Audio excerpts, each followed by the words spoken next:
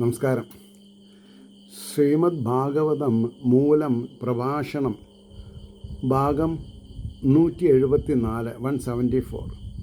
ഓം gum ഗണപതയേ നമഃ. ഓം some സരസ്വത്യേ സ്വാഹ. ഓം ശ്രീ ഗുരുഭ്യോ നമഃ. ഓം ശ്രീ രംഗനാഥ ശർമ്മണേ നമഃ.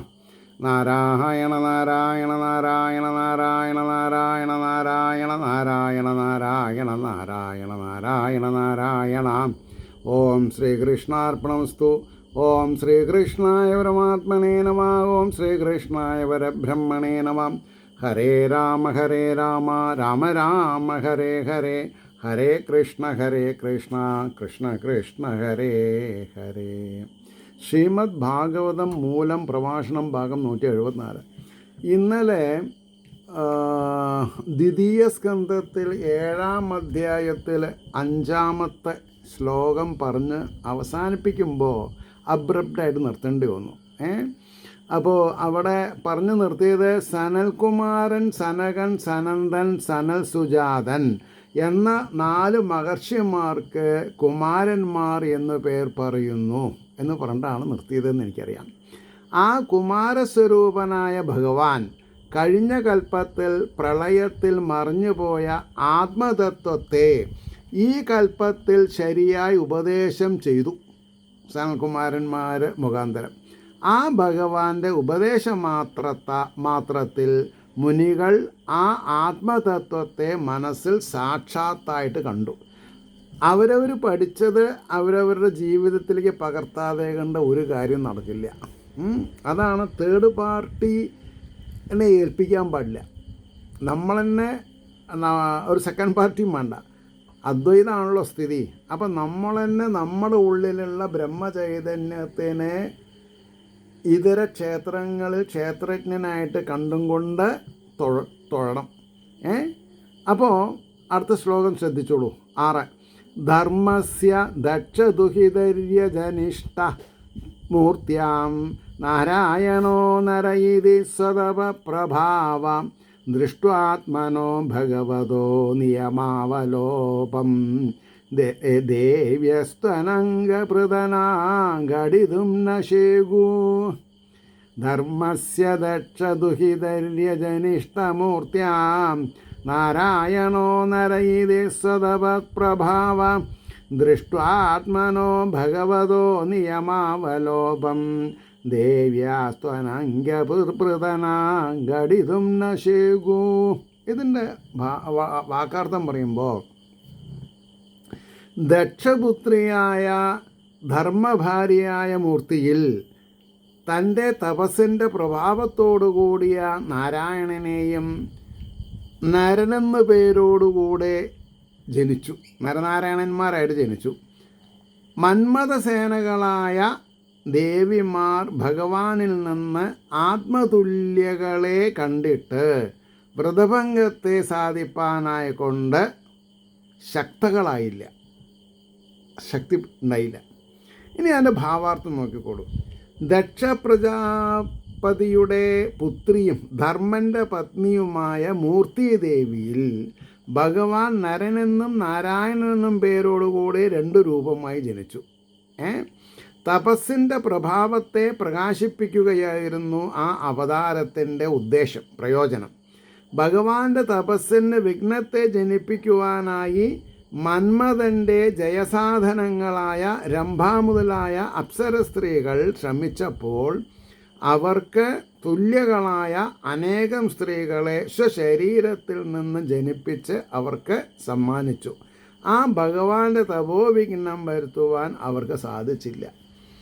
വേറൊരു സ്ഥലത്ത് പറയുന്നുണ്ട്, ഉർവശീനെ നാരായണൻ തൻ്റെ തൃത്തുടയിൽ അടിച്ച് കൊടുത്തതാണെന്ന് പറയുന്നുണ്ട്. ഇവിടെ അതല്ല പറഞ്ഞിട്ടുള്ളത്, അനേകം എന്നാണ് പറഞ്ഞത്. മനസ്സിലായില്ലേ? അപ്പോൾ ഇനി 7-ാമത്തെ ശ്ലോകം. കാമം ദഹന്തി കൃതിനോ നനു രോഷദൃഷ്ട്യാം രോഷം ദഹന്തമുദതേന ദഹന്ത്യസഹ്യാം സോയം യദന്തരമലം പ്രവിശൻ ബിഭേദി കാമകഥം नु പുനരസ്യ മനഃശ്രയേതാം. കാമം ദഹന്തി കൃതിനോ നനു രോഷദൃഷ്ട്യാം രോഷം ദഹന്തമുദതേന ദഹന്ത്യസഹ്യം സോയം യദന്തരമലം പ്രവിശൻ ബിഭേദി കാമകഥം നു പുനരസ്യ മനശ്രയേത. അവിടെ സ്വയം എന്നുള്ളത് സ അയം വായിച്ചാലും തെറ്റില്ല കേട്ടോ. കാരണം അതൊക്കെ അവരവരുടെ ഭാവത്തിനനുസരിച്ച് അറിവിനനുസരിച്ച് പിരിച്ചിട്ടും കൂട്ടിയിട്ടൊക്കെ വായിക്കാം. ഇവിടെ മഹാന്മാർ രോഷത്തോടു കൂടിയ നോട്ടത്താൽ കാമത്തെ ദഹിപ്പിക്കുന്നു. സഹിപ്പാൻ കഴിയാത്തതും ദഹിപ്പിക്കുന്നതായും ഇരിക്കുന്ന രോഷത്തെ അവർ ദഹിപ്പിക്കുന്നില്ല. സ അയം സ്വയം എന്നുള്ള സ അയം ആ ഇത് നിർമ്മലമായ യാതൊരുത്തിൻ്റെ അന്തർഭാഗത്തിൽ പ്രവേശിക്കുന്നതായിട്ട് ഭയപ്പെടുന്നു. ഇവൻ്റെ മനസ്സിനെ കാമം എങ്ങനെ ആശ്രയിക്കും? ഭഗവാന്റെ മനസ്സിനെ കാമം ആശ്രയിക്കില്ല എന്ന് മനസ്സിലാക്കണം. അപ്പോൾ ഭഗവത് ഭക്തിയുള്ളവർക്ക് മനസ്സിൽ കാമനകളുണ്ടെങ്കിൽ കാര്യം നടക്കില്ല. നിഷ്കാമത്വം തന്നെ വേണം. ഉറപ്പാണ്.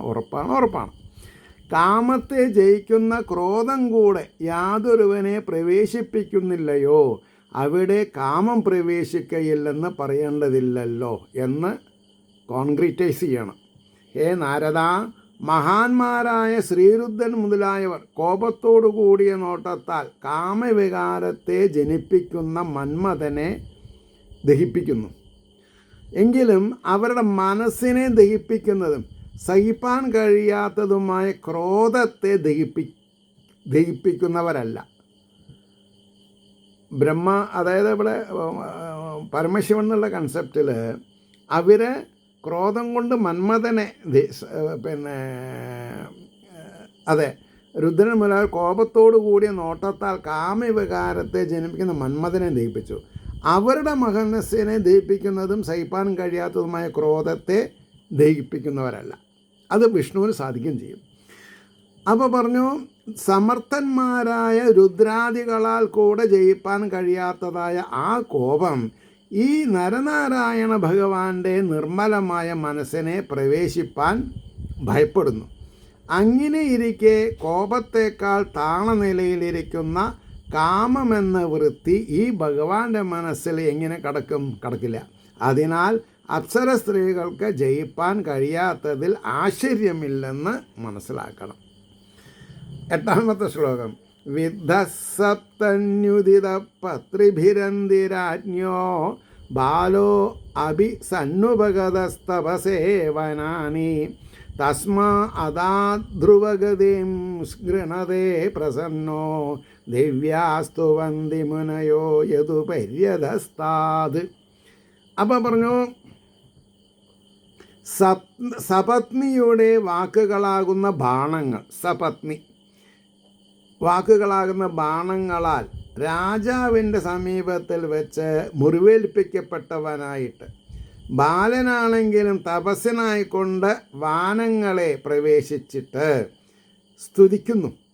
അവനായിക്കൊണ്ട് പ്രസാദിച്ചവനായിട്ട് ധ്രുവമാർഗപ്രാപ്തിയെ വൈകുണ്ഠദ്വാരം ദാനം ചെയ്തു. യാതൊരുത്തൻ്റെ മേൽഭാഗത്തും കീഴ്ഭാഗത്തുമുള്ള ദിവ്യന്മാരായ മുനികൾ ഭഗവാനെ അതുകൊണ്ട് സ്തുതിക്കുന്നുണ്ട്. ഇനി അതിൻ്റെ ഭാവാർത്ഥം, ധ്രുവന് അനുഗ്രഹം നൽകുവാനായി സ്വീകരിച്ച ആ സ്വരൂപത്തെ ഒരു അവതാരമായിട്ട് വർണ്ണിക്കണം. ഉത്താനപാദ രാജാവിൻ്റെ ഭാര്യയും തൻ്റെ അമ്മയായ സുനീതയുടെ സപത്നിയുമായ സുരുചിയുടെ വാക്കുകളാകുന്ന ബാണങ്ങളാൽ മുറിവേൽപ്പിക്കപ്പെട്ട ധ്രുവൻ ബാലനാണെങ്കിലും തപസ് ചെയ്യുവാനായി കൊണ്ട് വനത്തിലേക്ക് പോയി. അപ്പോഴാണല്ലോ നാരദ മഹർഷി കണ്ടതും ഓം നമോ ഭഗവതേ വാസുദേവായ മൂലമന്ത്രം ഉപദേശിച്ചതും.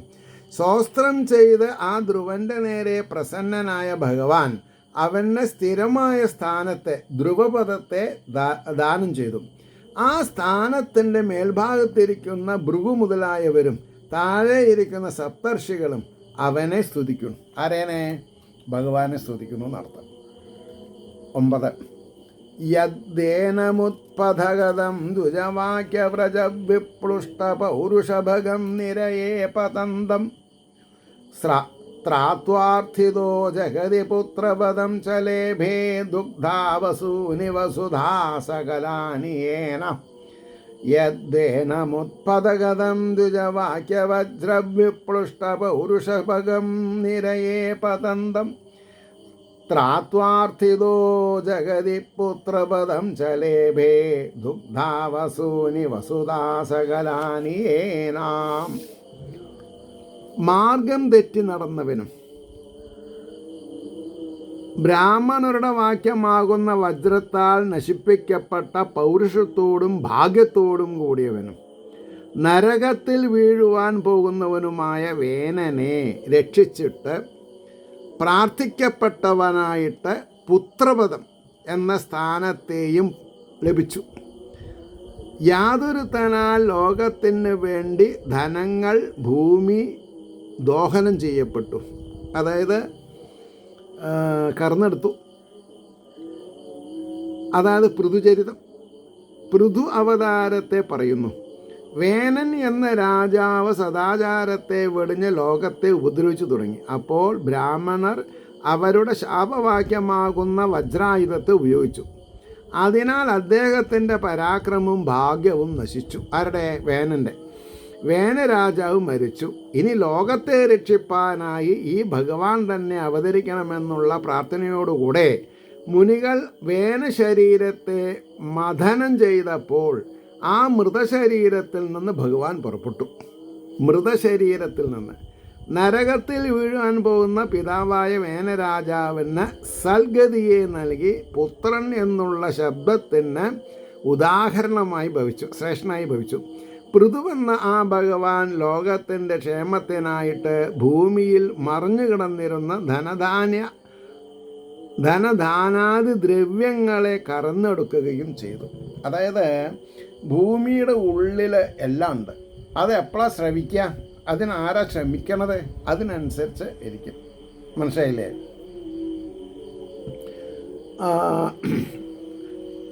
അപ്പോൾ അത് കഴിഞ്ഞു ഇനി 10ാമത്തെ ശ്ലോകം പറയണം. നാഭേരസാ വൃഷഭ ആസസുദേവി സൂനുര്യോ വൈ ചചാരസമധൃഗ്ജടയോഗചര്യാം യൽപാരമഹംസ്യമുഷയ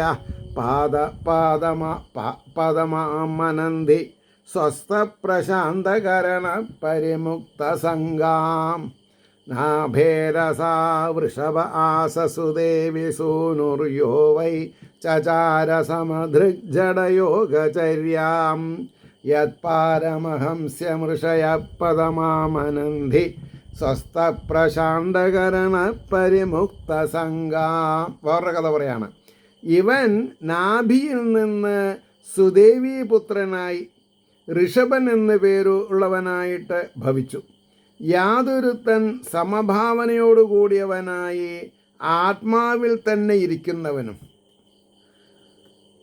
ഇന്ദ്രിയങ്ങളുടെ വികാരങ്ങൾ അടങ്ങിയവനും ഒന്നിലും ചേർച്ചയില്ലാത്തവനുമായിട്ട് ജഡനെ പോലെ യോഗനിലയെ അനുഷ്ഠിച്ചു. ഋഷികൾ യാതൊന്നിനെ പരമഹംസന്മാരെ സംബന്ധിച്ചതായ സ്ഥാനമെന്ന് പറയുന്നു. അതിനെയാണ് പ്രാപിച്ചത്. ഋഷഭാവതാരത്തിൽ ഓരോ ശ്ലോകം ഓരോ അവതാരത്തിനു വേണ്ടി പറയണം.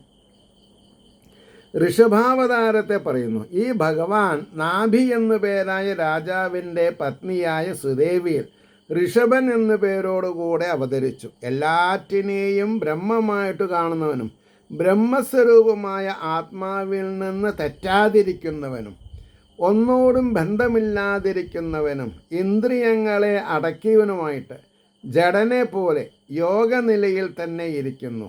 ആ യോഗനിലയെ ഋഷികൾ പരമഹംസന്മാരെ സംബന്ധിച്ചിട്ടുള്ള മുക്തിസ്ഥാനമാണെന്ന് അറിയുന്നു. 11 സത്രേ മാം ആസ ഭഗവാൻ മമാസ എന്നാവില്ല, മാം ആസ എന്നാവും. ഒരു മിനിറ്റ് എനിക്ക് തരുമോ? ഞാൻ നോക്കട്ടെ.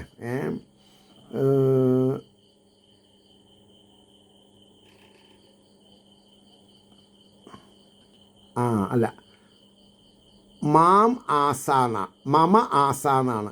മമ ആസ, മമ ആസ, മാം ആസ അല്ല. സത്രേ മമഹാസ ഭഗവാൻ ഹയശീരഷാധോ സാക്ഷാൽ സയജ്ഞപുരുഷസ്തപനീയവർണ്ണ ചന്ദോമയോ മഘമയോ അഖിലദേവതാത്മാ വാചോ ബഭൂവുരുഷതി സ്വസതോ അസ്യ നസ്താം. പറയണു, സ്വർണ്ണ നിറമുള്ളവനും വേദസ്വരൂപനും യാഗസ്വരൂപനും സകല ദേവസ്വരൂപനും യാഗബലദാതാവുമായ ഭഗവാൻ ശ്രീഹരി പ്രത്യക്ഷമായിട്ട് ഹയഗ്രീവനായിട്ട് എൻ്റെ സത്രരൂപമായ യാഗത്തിൽ ഭവിച്ചു. ആസ, മമ ആസ ശശ്വത. അപ്പോൾ പറഞ്ഞു, ശ്വാസം വിടുന്ന ഇവൻ്റെ നാസികയിൽ നിന്ന് മനോഹരങ്ങളായ വാക്കുകൾ ഉണ്ടായി. മൂക്കിൽ കൂടെയാണ് പറഞ്ഞത്. നാസികയിൽ നിന്ന് മനോഹരങ്ങളായ വാക്കുകൾ ഉണ്ടായി. ഹയഗ്രീവാവതാരത്തെയാണ് ഇവിടെ പറയുന്നത്. സുവർണം പോലെ നിറമുള്ളവനും വേദസ്വരൂപനും യാഗസ്വരൂപനും സകല ദേവസ്വരൂപനും യജ്ഞപുരുഷനുമായ ആ ഭഗവാൻ പ്രത്യക്ഷമായിട്ട് കുതിരയുടെ മുഖം പോലെയുള്ള മുഖത്തോടു കൂടിയവനാകയാൽ ഹയഗ്രീവൻ എന്നു പേരോടുകൂടി എൻ്റെ യാഗത്തിൽ അവതരിച്ചു. ആ ഹയഗ്രീവൻ്റെ ശ്വാസത്തിൽ നിന്ന് മനോഹരങ്ങളായ വേദവാക്കുകൾ പുറപ്പെട്ടു. വേദങ്ങൾ. 12ാമത്തെ ശ്ലോകം പറയണു. മത്സ്യോ യുഗാന്തസമയോ മനുനോപലബ്ധ ക്ഷോണീമയോ നിഖില ജീവനികായകേത വിശ്രംസിതാനുരുഭയേ സലിലേ മുഖാന്മേ ആദായ തത്ര വിജഹാരഹ വേദമാർഗാൻ. അപ്പോൾ പറഞ്ഞു, യുഗാവസാനത്തിൽ മനുവിനാൽ കാണപ്പെട്ടവനും ഭൂമിയെ സ്വരൂപമായി ധരിച്ചവനും സകല ജീവികൾക്കും ആശ്രയഭൂതനും മത്സ്യരൂപമുള്ളവനുമായ ഭഗവാൻ മഹാഭയസ്ഥാനമായ ജലത്തിൽ, നോക്കൂ, മഹാഭയസ്ഥാനമായ ജലത്തിൽ എൻ്റെ മുഖത്തിൽ നിന്ന് പുറത്തേക്ക് പോയതായ വേദഭാഗങ്ങളെ ഗ്രഹിച്ചിട്ട് അതിൽ കളിച്ചു. ആശ്ചര്യം. എല്ലാം ലീലയാ വിനോദമാടുന്നു തന്നെയാണ്. മത്സ്യാവതാരം യുഗാവസാനത്തിലെ പ്രളയകാലത്തിൽ വൈവസ്വത മനുവാവാൻ പോകുന്ന സത്യവ്രതൻ എന്ന രാജാവിനാൽ ദർശിക്കപ്പെട്ടവനും ഭൂമിയിൽ പ്രധാനമായ സ്വരൂപത്തേന അംഗീകരിച്ചവനും സകല ജീവിരാശികൾക്കും ആശ്രയഭൂതനും മത്സ്യസ്വരൂപിയുമായ ഭഗവാൻ ശ്രീഹരി മഹാഭയത്തെ ജനിപ്പിക്കുന്ന പ്രളയകാലത്തിലെ ജലത്തിൽ എൻ്റെ മുഖത്തിൽ നിന്ന് നിർഗളിച്ചതായ വേദങ്ങളുടെ ഭേദങ്ങളെ ഗ്രഹിച്ചും കൊണ്ട് കളിച്ചും കൊണ്ടിരുന്നു. ആശ്ചര്യം. എല്ലാം ഭഗവത് പ്രേരിതാണെന്ന് സ്ഥാപിക്കുന്നു. 13ാമത്തെ ശ്ലോകം. ക്ഷീരോദധാമമരദാനവയോധപാനാമുന്മന്നധാമമൃതലബ്ധയ ആദിദേവ പൃഷ്ടേന കശ്ചപവപുർവിദധാരഗോത്രം നിദ്രാക്ഷണോ അധ്രിപരിവർത്തകഷാണഗണ്ഡു പരിവർത്തകഷാണഗണ്ഡു. അപ്പോൾ അമൃതത്തിൻ്റെ ലാഭത്തിനായിക്കൊണ്ട് പാൽക്കടലിൽ ദേവന്മാരുടെയും അസുരന്മാരുടെയും സംഘാധിപന്മാർ ഉന്മഥനം ചെയ്യുമ്പോൾ ആമയുടെ രൂപത്തോടു കൂടിയവനും നിദ്രയാകുന്ന ഉത്സവത്തെ അംഗീകരിച്ചിരിക്കണം. നിദ്രയാകുന്ന ഉത്സവത്തെ അതായത് ശരീരത്തിലുള്ള വൈകല്യങ്ങളൊക്കെ ഒന്ന് നന്നായി ഉറങ്ങിയാൽ മാറും. അതുകൊണ്ട് തന്നെയാണ് ഉത്സവം എന്ന് പറയണത്. അംഗീകരിച്ചവനും പർവ്വതത്തിൻ്റെ പരിവർത്തനമാകുന്ന സംഘർഷത്താൽ നീക്കപ്പെട്ട ചൊറിച്ചിലോടുകൂടിയവനും, അതായത് ഈ മന്ധരപർവ്വതം കടകോലാക്കിയിട്ട് പാൽക്കടൽ കടയുമ്പോൾ ആദ്യം ഒന്ന് താണുപോയി. അപ്പോഴാണ് ഭഗവാൻ കൂർമാവതാരം ധരിച്ചത്. അപ്പോൾ അതിൽ എന്തുണ്ടായി എന്ന് പറഞ്ഞത്, ഭഗവാൻ മുകുന്ദൻ പൃഷ്ഠേന പിൻഭാഗം കൊണ്ട് പർവ്വതത്തെ ധരിച്ചു.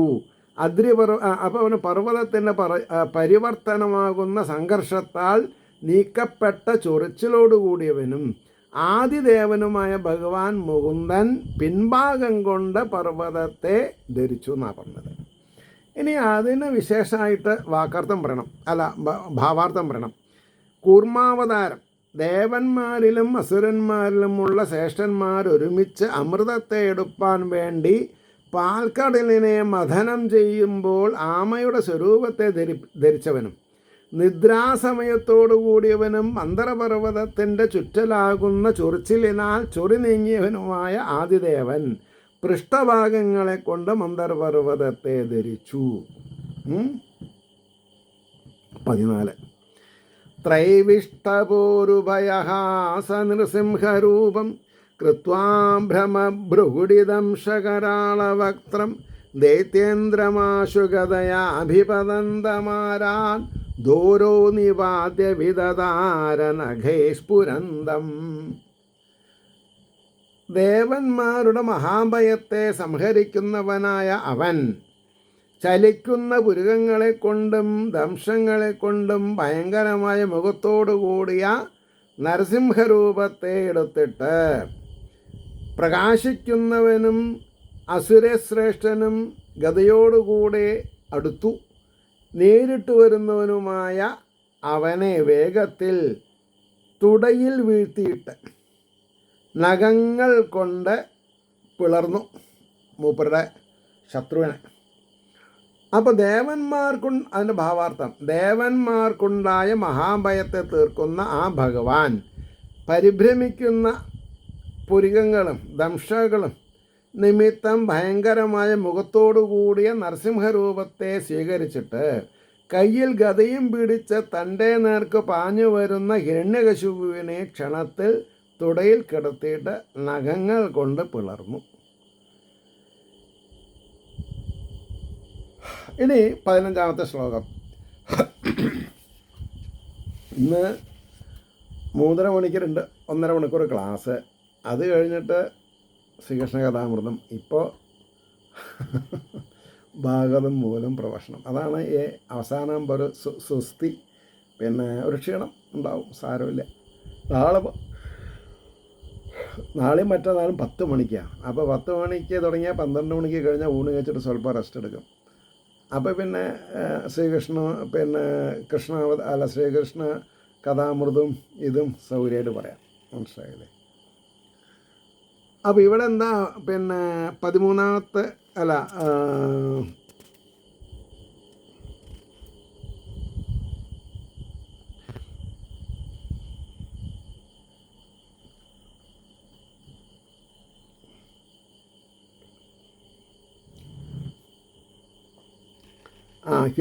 ഹിരണ്യകശിപുവിൻ്റെ കഴിഞ്ഞു. അപ്പോൾ അന്തഃസരസ്യുരുബലേന പദേ ഗൃഹീതോ ഗ്രാഹേണ യൂഥപതിരംബുജ ഹസ്ത ആർത്ത ആഹേതമാദിപുരുഷാഖില ലോകനാഥ തീർത്ഥശ്രവ ശ്രവണമംഗളനാമധേയ.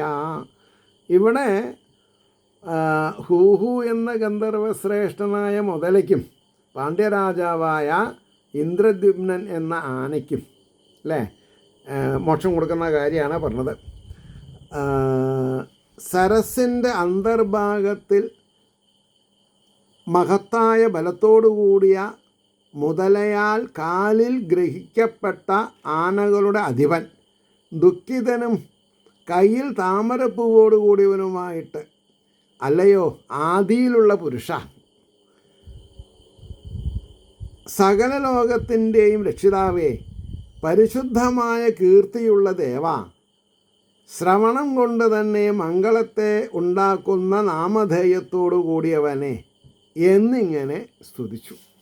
ശ്രദ്ധിക്കണം വാക്കുകൾ.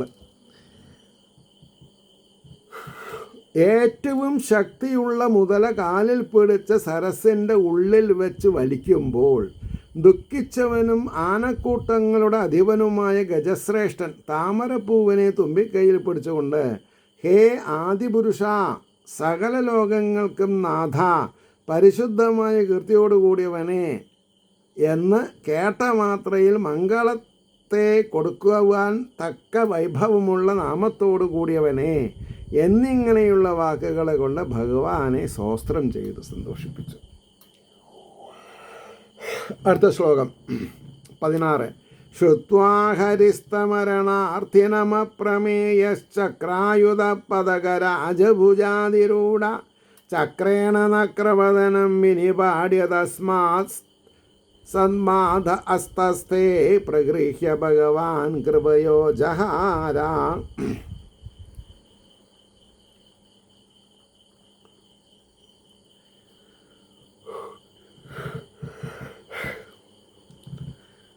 പരിച്ഛേദിപ്പാൻ കഴിയാത്തവനും ചക്രമാകുന്ന ആയുധത്തോടു കൂടിയവനും പക്ഷിരാജൻ്റെ മുകളിൽ കയറിയവനുമായ ശ്രീഹരി ഈ സ്തുതി കേട്ടിട്ട് മുതലയുടെ മുഖത്തെ ചക്രത്താൽ പിളർന്നിട്ട് രക്ഷയെ അപേക്ഷിക്കുന്ന ആ ഗജേന്ദ്രനെ